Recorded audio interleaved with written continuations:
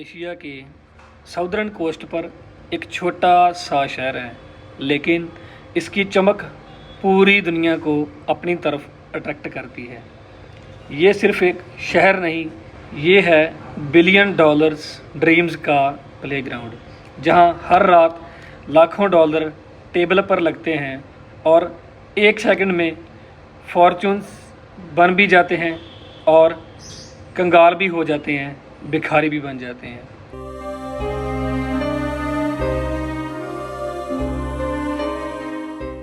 Private jets से आने वाले हाई रोलर्स, लग्जरी सूट्स और non stop night life. China के पास बसा हुआ ये टिन्नी रीजन जनरेट करता है रेवेन्यू जो कई देशों से भी ज़्यादा है। कभी एक क्यूट फिशिंग पोर्ट और आज दुनिया का gambling capital. Welcome to Macau, where luck meets luxury. सोचो, एक ऐसी जगह जहां पर रात कभी भी खत्म नहीं होती, जहां एक ही टेबल पर करोड़ों जीते जाते हैं और करोड़ों हारे जाते हैं। ये है मकाओ, दुनिया का सबसे बड़ा गैम्बलिंग हब, जहां की पूरे देश की इकोनॉमी सिर्फ एक ही चीज पर टिकी हुई है, वो है जुआ। लेकिन जो दिखता है, क्या वो सच है?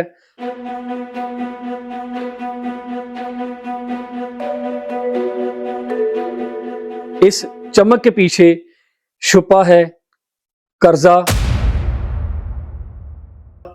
एडिक्शन और एक ऐसी इकोनॉमी जो सिर्फ एक ही चीज पर टिकी है, वो है जुआ।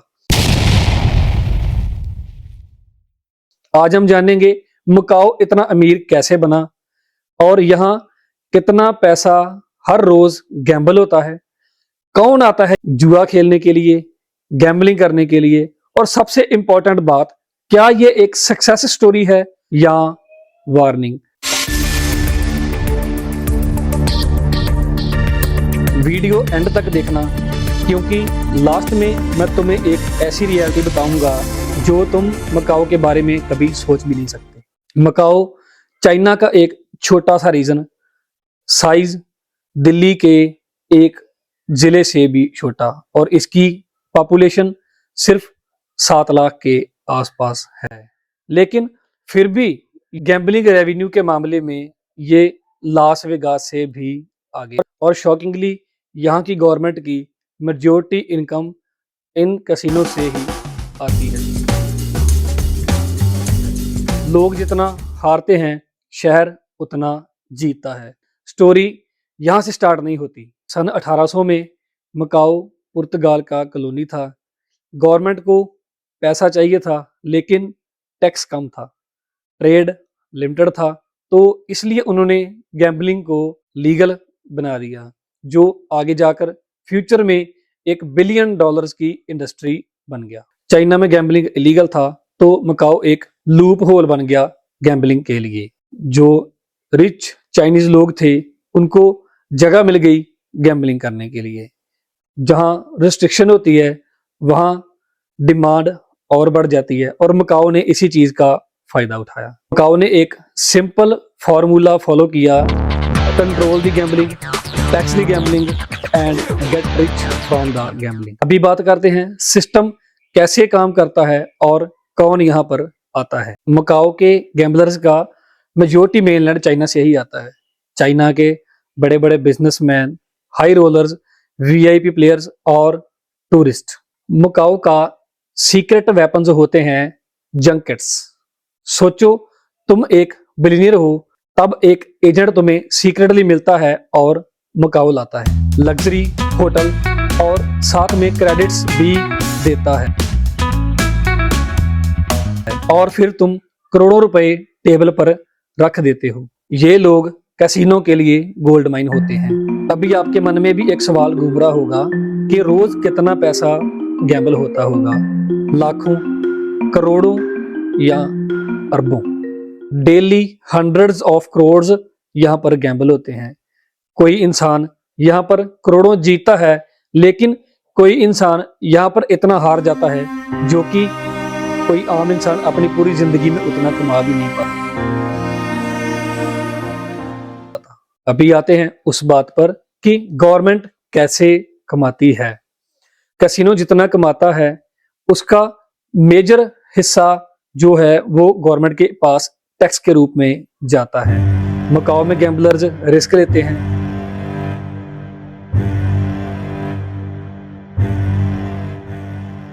कैसीनोज प्रॉफिट लेते हैं और गवर्नमेंट गारंटेड विनर हुई होती है। इसकी वजह यह है कि गेमिंग के ऊपर हैवी टैक्स, लाइसेंस की फीस और टूरिज्म का बढ़ावा। इसी वजह से मकाओ दुनिया के रिचेस्ट रीजन्स में काउंट होता है। अभी बात करते हैं मकाओ इतना बड़ा कैसे बना। सन 2002 मकाओ के लिए एक टर्निंग पॉइंट था जब सरकार ने फॉरेनर कैसीनोज को भी अलाउड किया। लास वेगास की कंपनीज ने बिलियंस ऑफ डॉलर्स इन्वेस्ट किए। रेगिस्तान में लास वेगास बना था, लेकिन मकाओ ने समुद्र से जमीन बनाकर कैसीनो खड़े कर दिए। चाइनीज कल्चर में गैम्बलिंग को लक से जुड़ा जाता है और जब लक और लग्जरी मिल जाए तो अटेंशन अनस्पॉटेबल हो जाती है। अभी बात करते हैं मकाओ, सिंगापुर और लास वेगास में क्या अंतर है। लास वेगास एक एंटरटेनमेंट सिटी है जहां पर नाइट क्लब, शोज, कॉन्सर्ट, रंगीन नाइट लाइफ। उधर बात करते हैं सिंगापुर की जहां पर रूल्स बहुत ही ज्यादा स्ट्रिक्ट हैं। लेकिन मकाओ एक प्योर गैम्बलिंग रीजन है। वेगास में लोग एंटरटेनमेंट करने के लिए जाते हैं, एंजॉय करने के लिए जाते हैं, लेकिन मकाओ में लोग जीतने के लिए आते हैं। अभी बात करते हैं कि इसका लोकल लोगों की जिंदगी पर क्या इफेक्ट पड़ा। Jobs, high salaries, infrastructure, tourism, कई लोकल्स की जो लाइफ है वो ड्रामेटिकली इंप्रूव हुई। लेकिन जब इकोनॉमी एक ही इंडस्ट्री पर डिपेंड करे तो डेंजर भी उतना ही बड़ा हो। जो मेन प्रॉब्लम्स हैं वो हैं expensive housing, cost of living, career dependent. अगर गैम्बलिंग हुई तो शहर भी स्लो हो जाएगा। अभी बात करते हैं इस गैम्बलिंग के पीछे छुपे हुए एक काले सच के बारे में। हर ब्राइट लाइट एक शैडो नहीं बनाती। गैम्बलिंग एक एंटरटेनमेंट नहीं बल्कि एक साइकोलॉजिकली ट्रैप बन सकता है। हर लॉस के बाद इंसान सोचता है कि मैं नेक्स्ट हैंड जीतूंगा, अगली बार जीतूंगा।